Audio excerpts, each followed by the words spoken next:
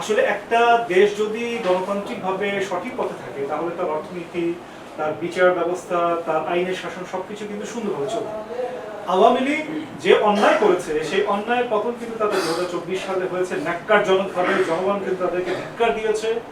এবং আপনি জানেন যে যেভাবে টাকা পাচার করেছে তারা, দুর্নীতি করেছে তারা, আমাদের নির্বাচন ব্যবস্থাকে ধ্বংস করেছে, তার জন্য কিন্তু তাদের আজকের পতন হচ্ছে। কিন্তু ধরেন গণতন্ত্র টিকে রাখার জন্য কোন একটা রাজনৈতিক দলকে ব্যান করা বা তার সংগঠনকে নিষিদ্ধ করা, তার কার্যক্রমকে নিষিদ্ধ করার মধ্য দিয়ে আপনি তাকে কিন্তু ধরে রাখতে পারবেন না।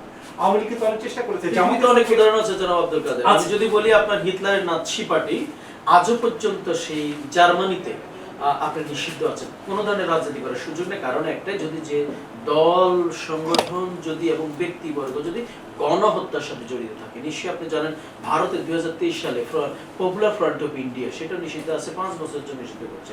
পাকিস্তানে হয়েছে, যদিও কোনো সেকুলার রাষ্ট্রেও এটা আসলে সম্ভব না। বাট যদি গণহত্যার সাথে স্পেসিফিক জড়িত থাকে, নিশ্চয়ই আপনি জানেন 5ই আগস্টের পূর্বে আপনার পূর্বে প্রায় 1400 মানুষের লাশের যে মৃত্যু,